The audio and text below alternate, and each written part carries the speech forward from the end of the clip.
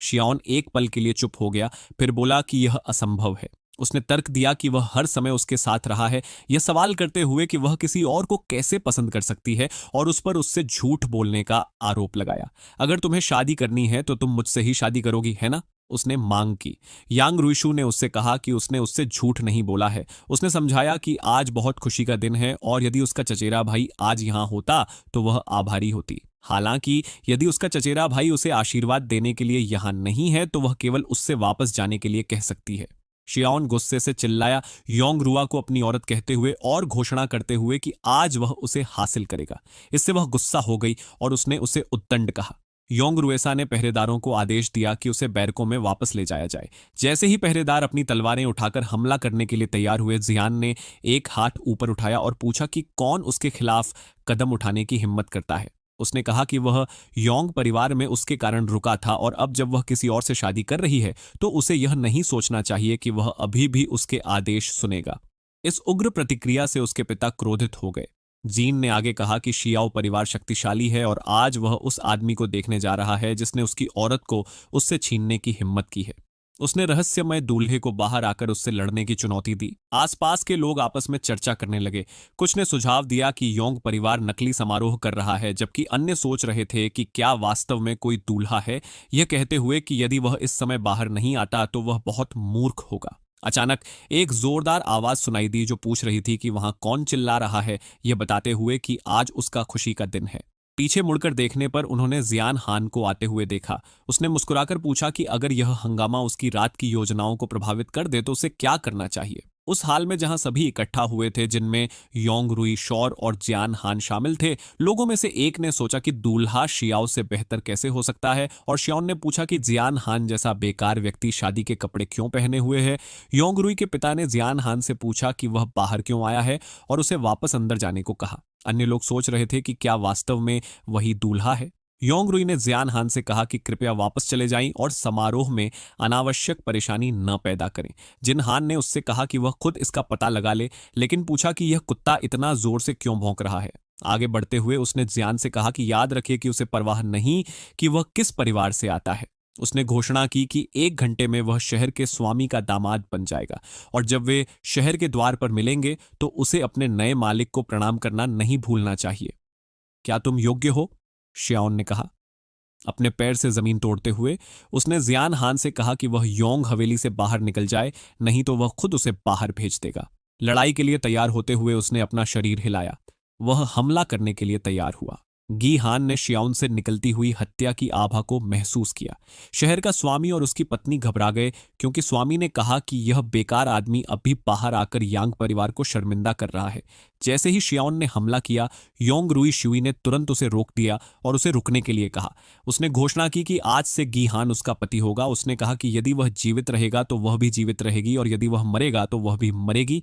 यदि शियाउन जियान हान को छूना चाहता है तो पहले उसे उससे होकर गुजरना होगा। इससे शियाउन चौंक गया। उसने पूछा कि वह ऐसे व्यक्ति के लिए तलवार क्यों खींचेगी। उसने जोर देकर कहा कि आज जियान हान को मरना ही होगा।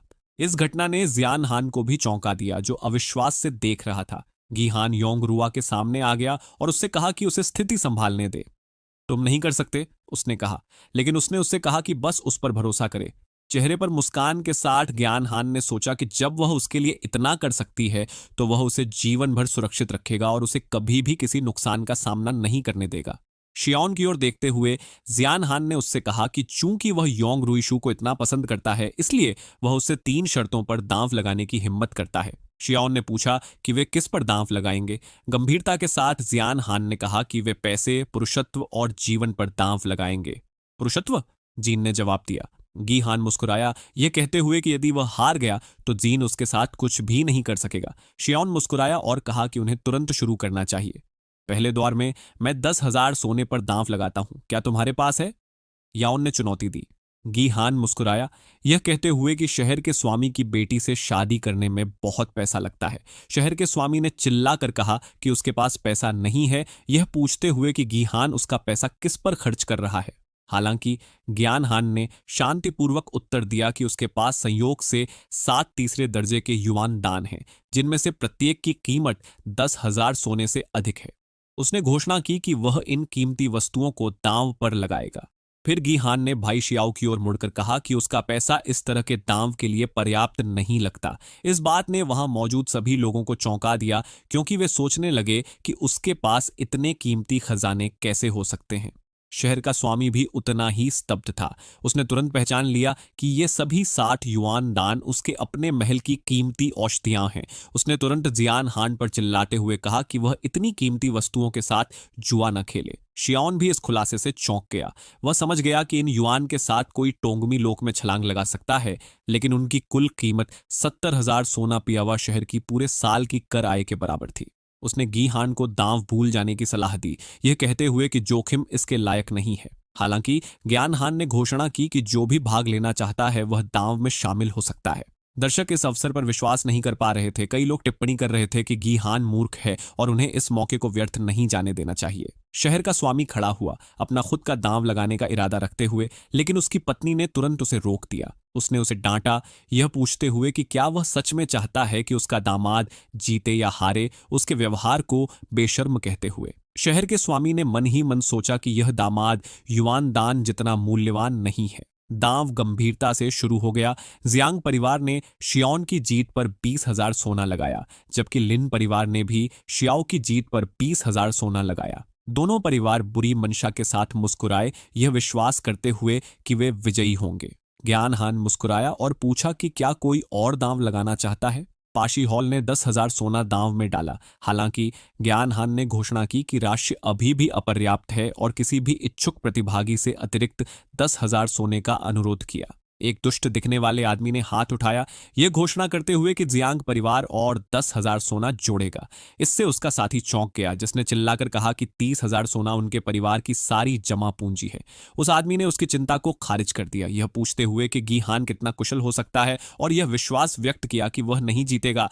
गी हान ने स्पष्टता के लिए पूछा कि क्या उनके दांव अंतिम है। कुछ विचार विमर्श के बाद जियांग परिवार ने अपने 30,000 सोने के दांव की पुष्टि की। इससे जियान हान संतोष से मुस्कुराया, यह सोचते हुए कि उसने आखिरकार एक बड़ी मछली पकड़ ली है। शहर के स्वामी की ओर देखते हुए ज्ञान हान ने पूछा कि क्या वह इस कार्यवाही के गवाह के रूप में सेवा करेंगे। शहर के स्वामी ने सहमति दी, लेकिन उनसे जल्दी शुरू करने का आग्रह किया, यह कहते हुए कि वह अब और गी हान का चेहरा नहीं देखना चाहता। वह इस विचार से परेशान था कि 60 युआन दान बस गायब हो जाएंगे। जैसे ही गी हान आगे बढ़ा, जहां शियाओन और पहरेदार इंतजार कर रहे थे, उसने उन्हें तिरस्कार से हाथ हिलाया। शियाओन ने मुस्कुराते हुए पीछे देखा और घोषणा की कि इस दौर में जो भी जियान हान की संरचना को तोड़ सकेगा उसे इनाम दिया जाएगा।